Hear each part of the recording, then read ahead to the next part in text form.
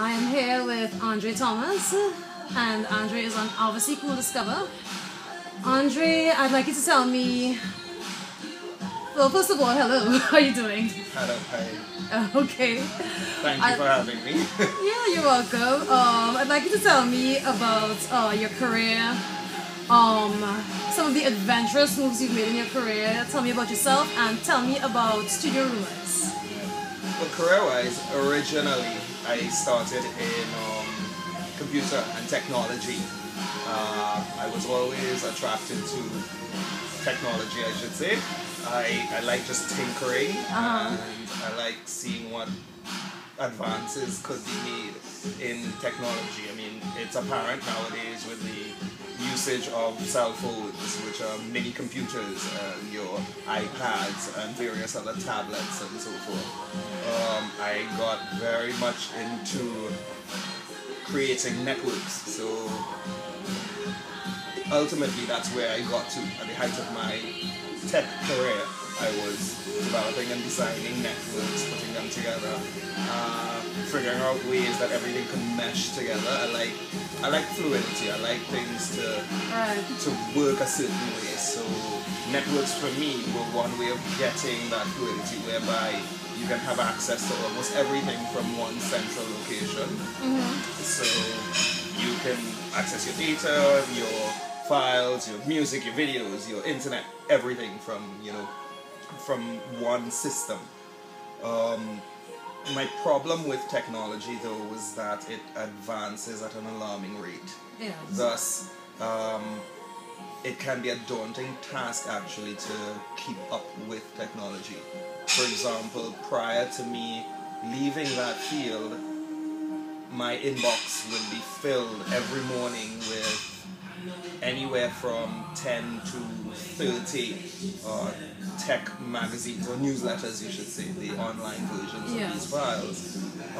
And I would sit down every morning with a cup of coffee for at least an hour, possibly 2 hours, reading and trying to digest all of the material that would come into you on a daily basis. Sort of keeping up to date with what is happening. It can be tedious and time consuming.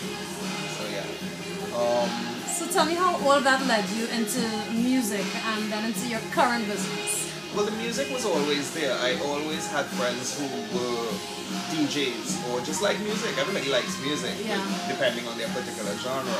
I particularly liked my pop and rock music, but then I moved on into dance and electronica, EDM, electronic dance music. I don't know exactly how that went from one to the other, but some people might say it's a natural flow. Alright. And the whole bar business existed in my family for a long time. My aunts and uncles were involved with bars and clubs and restaurants and shops and that sort of thing. I had lots of friends who were in the business and in the industry, as they say. So I had an inkling of what it was like, and actually thought it to be quite a glamorous sort of environment to be in, because you're in the center of it all. People come to you to see what you've done, or what you're doing, what you've created in the space, how you can push this space forward, what you have to offer. And it was just a nice aspect, actually, just nice being there, and everyone's basically coming to you to see what's going on. So tell me the concept behind Studio Rumors. Studio Rumors is this club you've created. It's become very popular. What were the dreams in your head when you created it? What's the concept? What are you hoping your audience will get out of it when they come? The level of enjoyment, etc. Studio Rumors originally started as Studio. Rumors was tagged on in its second incarnation, which tied into the whole club environment that we now maintain and upkeep. Originally, and right at the moment, I run the place with my business partner. And originally we wanted to create a comfortable space, an environment whereby you can come in and feel immediately comfortable with just the environment, just from the look and decor and design. My business partner is an architect and has done a wonderful job on both of the spaces that we had. Well, the original one we had, and then of course now the new one.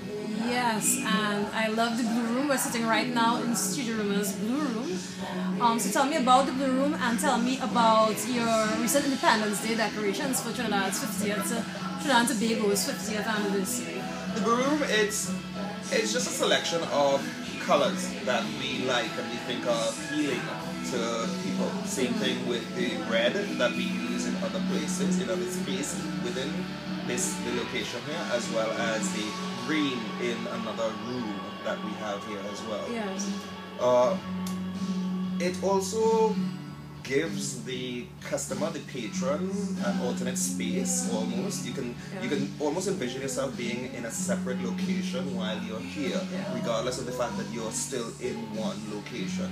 So it's just a play on colors really, you know, and it brightens up this particular space so that you can have like a group, for example, or by yourself. You can come to one space, and because of the use of colors in this room, light, white, and then of course the blue hints, it just gives the space a lighter color. I find it would be a very creative space. I could sit in here and do my social media. It's very loungy, which is what we have always wanted to have in the space. We find that a lot of people now are looking for somewhere where they can come and sit down and have a quiet evening, depending though, because there's certain times that you will want to come and kick up your heels and party a little bit, but at the same time you can actually still do both at the same time.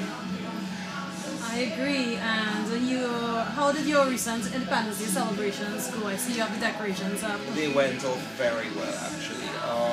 I think the entire country, because of the 50 years that we are celebrating this year, they wanted to come out and show their support and, you know, patronize and you know, just make sure that they were visible for this milestone. Yes. The decorations that we did here and tend to, in the past, are relatively small scale because the space already has all of the elements of a good-looking area. Lovely so you don't paintings, want to you don't want to take away from that too much. You want to give a hint of what's going on, if anything, in the country or with a particular holiday or a theme, for example, that you might be having at that night or that weekend. You don't want to detract too much from. You just want to ensure that your customers, when they walk in, maybe even subconsciously, they can tell, yes, there is something going on. Be it Diwali, be it, you know, the independence celebrations or whatever. But you don't want it overstated. You don't want to be hit over the head when you walk into the space either. Well, thank you, Andre.